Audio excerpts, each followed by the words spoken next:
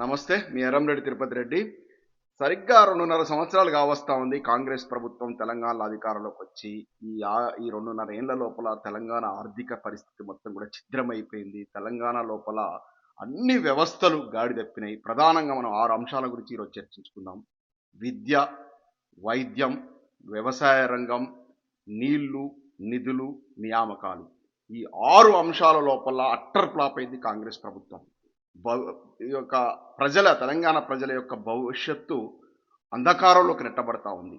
గత 9 ఏళ్ల కేసీఆర్ పరిపాలనలో జరిగినటువంటి అభివృద్ధి మొత్తం కూడా కొట్టుకపోగా ఈ 2.5 ఏళ్ల లోపల 25 ఏళ్ల వెనక్కు తెలంగాణ వెళ్ళేటువంటి పరిస్థితి ఉంది. ఒక్కొక్క విషయాన్ని మనం ఈరోజు మాట్లాడుకుందాం.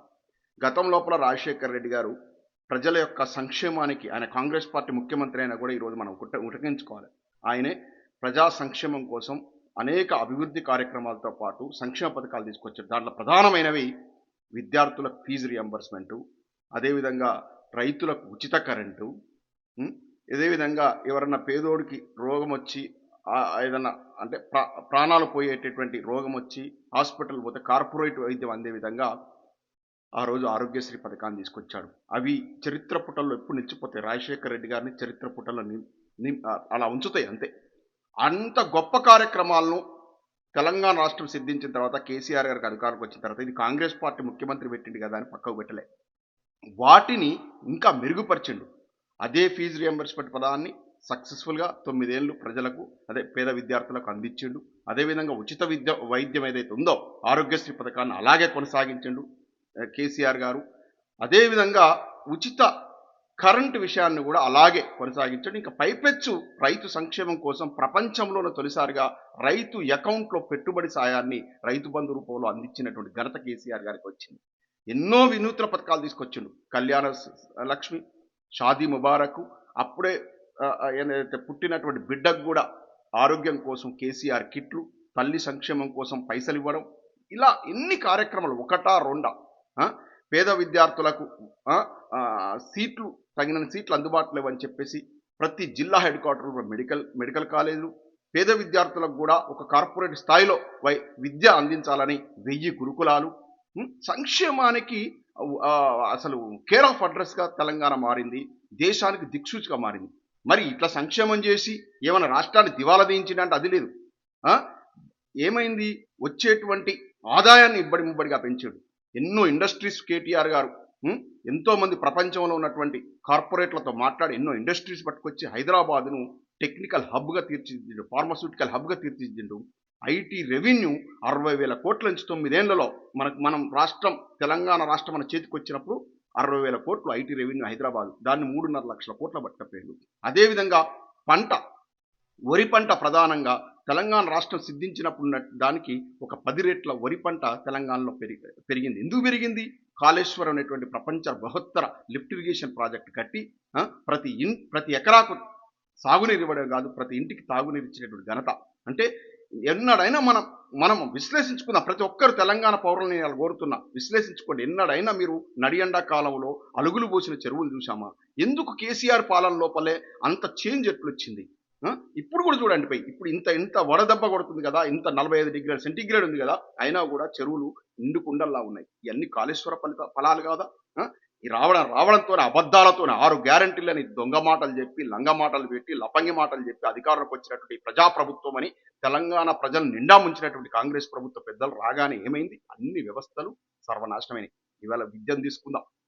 పేద విద్యార్థులకు అందులో ఒక ఇంటి నుంచి ఎవరన్నా ఒకరు చదువుకుంటే, గ్రాడ్యుయేట్ అయితే, ఇంజనీరింగ్ గ్రాడ్యుయేట్, డాక్టర్ అయితే ఆ ఇల్లు మొత్తం తరతరాలకు ఆ ఫలాలు అందుతాయనే ఉద్దేశంతో ఆనాడు రాజశేఖర రెడ్డి గారు పెడితే కేసీఆర్ గారు కొనసాగిస్తే అటువంటి పథకానికి ఇలా త్రిలోదకాలు ఇచ్చే పరిస్థితి వచ్చింది. సెక్షన్ 7 అని ఒకటి పట్టుకొచ్చేసి, ఒక జీవోని పట్టుకొచ్చేసి ఏంటంటే కాలేజీల్లో అకౌంట్ లోపల పైసలు వేయకుండా విద్యార్థి అకౌంట్లోనే పైసలు ఇస్తారట.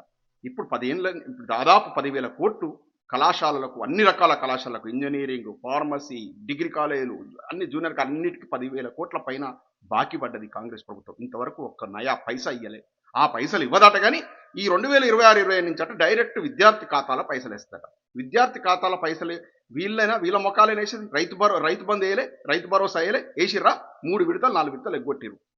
ఆర్టీసీలో ఉచిత ప్రయాణం అని చెప్పి మహిళలకు అని చెప్పి ఆర్టీసీకి ఆ సపోర్ట్ చేయకుండా ఫైనాన్షియల్ అసిస్టెన్స్ ఇవ్వకపోవడం వల్ల ఇవాళ ఆర్టీసీ మూతపడే పరిస్థితి వచ్చింది. ఇవాళ రోడ్డెక్కి ఎంతో మంది కార్మికులు ఆత్మహత్యలు చేసుకునే పరిస్థితి పట్టుకొచ్చారు.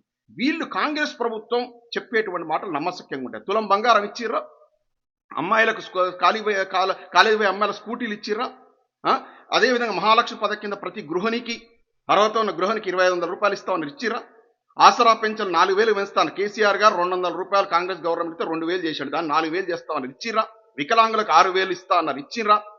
వీళ్ళు ఇన్ని గరాణ మోసాలు చేసిన ఈ కాంగ్రెస్ ప్రభుత్వం అట రానున్న రోజుల్లో విద్యార్థి అకౌంట్లో పైసలు ఇస్తుందట.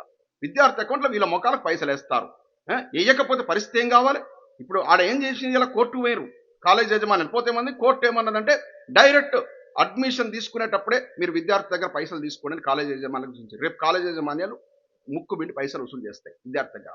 అంటే వాళ్ళు కట్టలేని పరిస్థితి ఉన్నారు కాబట్టి విద్యను దూరం చేయడమే, పేద విద్యార్థులకు విద్యను దూరం చేయడమే ధ్యేయంగా పెట్టుకుంది ఈ ప్రజాప్రభుత్వం అనేటువంటి ఒక నిరంకుశ ప్రభుత్వం, ఈ దొంగ ప్రభుత్వం, ఈ లంగాల ప్రభుత్వం. వీళ్ళ మాటలు నమ్ముతారా? ఇవాళ చెప్తున్న విద్యార్థులకు, నిరుద్యోగ యువతకు అందరికి కూడా నేను పిలుపునిస్తున్నాను. రోడ్లు ఎక్కండి, మెడలు వంచండి. ఈ దగులుబాజీ ప్రభుత్వానికి బుద్ధి చెప్పాల్సిన ఆవశ్యకత ఉంది. ఎందుకంటే ఇట్లనే చేస్తారు. ఎవడు అడిగిండయ్యా?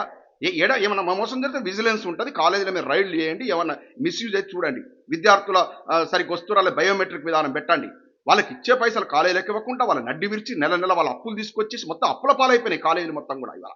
ఎందుకంటే ప్రతి నెల జీతాలు ఇవ్వాలి కదా, సాలరీలు ఇవ్వాలి కదా లెక్చరర్లకు. వీళ్ళు దాదాపు 3-4 ఏళ్ళు 2.5 ఏళ్ళ నుంచి నయా పైసా ఇవ్వాలి కాలేజీలకు.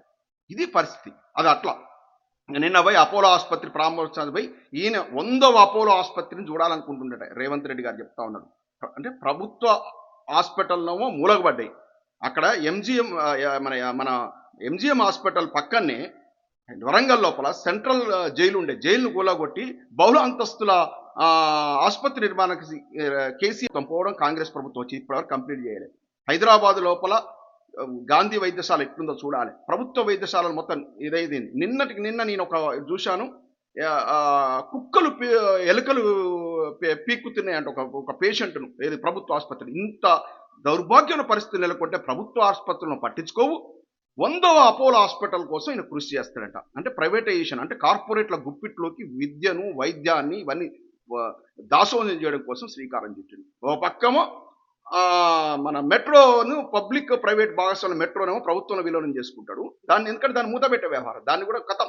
ఇప్పుడు మెట్రో కూడా త్వరలో ప్రజలకు దూరం చేసే వ్యవహారం. ఆర్టీసీని సర్వనాశనం చేసి, ఇంకా ఆర్టీసీ కార్మికులకు అర్థం కావట్లేదు. ఈయన మాటలను మన సమ్మె విరమించారు. అది అయ్యేది కాదు, పోయేది కాదు, ఈయన చేసేది లేదు. ఎందుకంటే మొత్తం రెవెన్యూ మొత్తం తగ్గిపోయింది, రియల్ ఎస్టేట్ నాశనం అయిపోయింది, మొత్తం కంపెనీలు ఒక్క కొత్త కంపెనీ రావట్లేదు. ఇంకా ఏదో పిడుగు నెత్తిన పడ్డట్టు ఇప్పుడు వచ్చేటువంటిది అంటే ఎలినినో అంటే సూపర్ ఎలినినో కూడా సూపర్ ఎలినినో పసిఫిక్ మహాసముద్రంలో జరిగేటువంటి ఒక వాతావరణంలో జరిగే మార్పుల కారణంగా వచ్చే 10 ఏళ్ళు అత్యంత కరువు కాటక పరిస్థితులు ఏర్పడేటువంటి అవకాశం ఉంది. అదేవిధంగా మొన్న ఇప్పుడు ఇరాన్ అమెరికా యుద్ధం వల్ల మన సహజ వాయువు సప్లై ఆగిపోవడం వల్ల యూరియా ఉత్పత్తి 25% పడిపోయింది. ఇప్పుడు యూరియా దొరకని పరిస్థితి వచ్చేటువంటి సీజన్కు. ఇవన్నీ ఉన్నాయి. రాబోయే రోజుల్లో అత్యంత మనం కఠోరమైనటువంటి కరువు పరిస్థితులు చూస్తాం. దాన్ని ఏది ఎక్సైజ్ చేసినట్టు కనపడట్లే. కేసీఆర్ గారిని బదనాం చేసేయాలనే ఉద్దేశంతో ఏదో 2 పిల్లర్లు గుంగినని చెప్పి కాళేశ్వరం ప్రాజెక్టును అట్లా ఆ మేడిగడ్డ ప్రాజెక్టు లోపల రిపేర్లు చేయలేదు. ఇంతవరకు 200 కోట్ల 300 కోట్ల కంప్లీట్ అయ్యేది. ఈ విధంగా ప్రజలను వంచడంలో ఆరితేరింది కాంగ్రెస్ ప్రభుత్వం. సర్వనాశనం చేసింది తెలంగాణను. వైద్యాన్ని, ప్రజారోగ్యాన్ని పనంగా పెట్టింది, విద్యను పనంగా పెట్టింది. అంటే విద్యను దూరం చేయడం, ప్రజా వైద్యాన్ని దూరం చేయడం. రానున్న రోజుల్లో కరెంటు కష్టాలు ఉంటాయి, నీళ్ళ కష్టాలు ఉంటాయి, యూరియా దొరకదు. మొత్తం ఇప్పుడు ఇంకోటి ప్రపంచం మొత్తం కూడా ఇప్పుడు ఆర్థిక మాధ్యమంగా ఉంది. రానున్న రోజుల్లో ఐటీ జాబ్స్ చాలా పోయే పరిస్థితి కనపడతాయి. మనం చర్చా వేదికల్లో కూడా చూస్తా ఉన్నాం. ఈ ఆర్టిఫిషియల్ ఇంటెలిజెన్స్ వల్ల హైదరాబాద్ లోపల సుమారు 80% ఐటీ ప్రొఫెషనల్స్ రెంట్ అంటే కిరాయికి తీసుకొని ఇళ్ళు ఉంటున్నారు. రేపు వాళ్ళ జాబులు పోతే వాళ్ళంతా వికెట్ చేసిపోతే ఆ ఇళ్ళన్నీ ఏం కావాలి, అపార్ట్మెంట్లన్నీ ఏం కావాలి. హైదరాబాద్ ఇంకా ఆర్థికంగా చాలా ఇబ్బందులకు నెట్టిపోయే పరిస్థితి పడుతుంది. వీళ్ళన్నిటి విషయంలో ఎక్సైజ్ ఏమైనా చేస్తారంటే ఏం లేదు. ఎవరికి వాడు సంపాదించుకుని, మంత్రులు అయితే ఆ హెలికాప్టర్ వేసుకొని ఒక ఆటో రిక్షా మాదిరిగానే మొత్తం జిల్లాలు పర్యటించిన ఎవరికి వాడు ఇబ్బడి సంపాదించుకుంటారు. మొత్తం ప్రజాధనాన్ని దోపిడీ చేసుకుంటారు. మొత్తం 3.5 లక్షల కోట్ల అప్పులు పట్టుకొచ్చారు 2.5 ఏళ్ల పరిపాలన. ఆ 3.5 లక్షల కోట్లు ఎక్కడ ఖర్చు పెట్టుకుని ఏం చేశారు అనేది లేదు. ఇంకా పైపెచ్చు రోడ్ల పేద ప్రజల ఇండ్లు కూల్చి ఆ మూసీ ప్రాజెక్ట్ అని అసలు తినడానికి లేదు. అసలు ఇంత ఇన్ని వ్యవస్థలు అస్తవ్యస్తమైనవి. వీటి గురించి ఆలోచించకుండా ఇస్తున్న రైతు భరోసా ఊసే లేదు. ఇవన్నీ లేకుండా ఏదో 1,50,000 కోట్లతో మూసి నదినట్టు సుందరీకరణ చేస్తారట. ఇట్లా ఏదో అందాల పోటీలు దాదాపు కోట్ల రూపాయలు ఖర్చు అందాల పోటీలు పెట్టిరు. ఎవడో మెస్సీనని పట్టుకొచ్చేసి దానికో దాదాపు 100 కోట్ల ఖర్చు పెట్టింది. అంటే ప్రజాధనాన్ని మొత్తం దుర్వినియోగం చేస్తుంది కాంగ్రెస్ ప్రభుత్వం. దోపిడీకి డోర్లు ఓపెన్ చేసింది కాంగ్రెస్ ప్రభుత్వం. సర్వనాశనం అయిపోయింది తెలంగాణ. ప్రజలారా ఇప్పటికైనా మేల్కొనండి. తెలంగాణకు శ్రీరామ రక్ష కేసీఆర్ గారే. కేసీఆర్ గారి 9 ఏళ్ల పరిపాలన, ఇప్పుడు 2.5 ఏళ్ల పరిపాలన చూసుకోండి. ఆయన ఏం తిన్నాడో, ఫామ్ హౌజులు ఉన్నాడో, ఎక్కడున్నాడో, ఏం చేసిండో, ఎంత కష్టపడ్డాడో మనకు అనవసరం. ప్రజలకు సంక్షేమం అందింది కేసీఆర్ గారి పరిపాలన లోపల. 9 ఏళ్ల పరిపాలన ఎట్లుండేనో చూసుకోండి. ఇవాళ ఈ 2.5 ఏళ్ల లోపల ఈ సన్నాసులు ఎంత సర్వనాశనం చేసిరో చూసుకోండి. ఇది విద్యార్థులారా, నిరుద్యోగులారా, నియామకాలు నిరుద్యోగులను అయితే నిండా ముంచారు. ఏటా 2 లక్షల ఉద్యోగాలు ఇస్తున్నారు. ఒక్క ఉద్యోగం ఇచ్చిన పాపల ఆనాడు కేసీఆర్ గారి ప్రభుత్వ హయాంలో ఉన్నటువంటి వాటినే వీళ్ళు నియామక పత్రాలు ఇచ్చారు తప్ప వీళ్ళు చేసింది ఏమీ లేదు. ఇక నీళ్లు కూడా తాగునీరు ఇవాళ మళ్ళీ మొత్తం ట్యాంకర్లు దర్శనమిస్తున్నాయి హైదరాబాద్ లోపల. ఇవాళ డ్రింకింగ్ వాటర్ సమస్య ఏర్పడ్డది. ఆనాడు 9 ఏళ్లలో ఒక్క రోజు ఇటువంటి సిచ్యువేషన్ లేదు. చూడండి, అన్ని రకాల వ్యవస్థలు సర్వనాశనం అయిపోయినాయి కాంగ్రెస్ 2.5 ఏళ్లల్లా.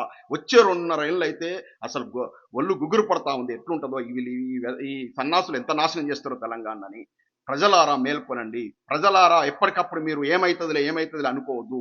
గొంతు విప్పాలి. ప్రశ్నిస్తే పోయేది ఏం లేదు, బానిస సంఖ్యలు తప్ప. అందరూ కూడా ప్రతిపక్షమైనటువంటి బీఆర్ఎస్ తో కలిసి వచ్చేసి రోడ్ల మీదకి ఎక్కండి. ప్రభుత్వం మీద తిరుగుబాటు చేయండి. మీ యొక్క సమస్య సాధన కోసం పోరాటాలు చేయండి. అట్లయితేనే తీరుతుంది తప్ప వీళ్ళ మత్తు వదలరు. సంపాదనలు పడ్డరు, ఎవరికి వాడు సంపాదించుకుంటున్నారు. ఎమ్మెల్యేలు, ఎమ్మెల్సీలు, ఎంపీలు, వీళ్ళకు తోడుగా ఈ యొక్క తెలంగాణ బీజేపీ మొత్తం కూడా కాంగ్రెస్ కన్సర్న్లో పనిచేస్తున్నారు. ఇద్దరు ఒకటే, 2 జాతీయ పార్టీలు ఒకటైపోయి తెలంగాణ నాశనం చేస్తున్నారు. కాబట్టి వీళ్ళని కర్రు గాల్చి వాత పెట్టాలి. తెలంగాణకు శ్రీరామ రక్ష బీఆర్ఎస్ పార్టీ మాత్రమే. ఇక మధ్యలో కొత్త తెలంగాణ పార్టీలను పెట్టుకొని వస్తున్నారు. వాళ్ళంతా కూడా రేవంత్ రెడ్డి ఆడిస్తున్నటువంటి నాటకం ఇదంతా కూడా. వాళ్ళని నమ్మొద్దు. వాళ్ళ వల్ల వచ్చేది లేదు, పోయేలేదు. ఇవాళ వస్తారు, రేపు కనుమరమైతే షర్మిల లెక్కనే ఈ కొత్త పార్టీ కూడా ఒకటి వచ్చింది తెలంగాణ పేరు పెట్టుకొని. ఇట్లాంటి తెలంగాణ పార్టీలు ఇంతకుముందు గతంలో 100 పార్టీలు వచ్చినాయి, అన్ని మునిగిపోయినాయి. ఇవాళ వచ్చినాయి, రేపు కనుమరుగైపోయినాయి. వాటి అన్ని కూడా జగత్ కిలాడిలు ఆడిస్తున్నట్టు కొంతమంది రాక్షసులు వెనక ఉండి ఆడిస్తున్నట్టు నాటకంలో వీళ్ళు ముందొచ్చి తైతక్కలు ఆడుతున్నారు. వాళ్ళని పట్టించుకోవాల్సిన అవసరం లేదు. జై తెలంగాణ.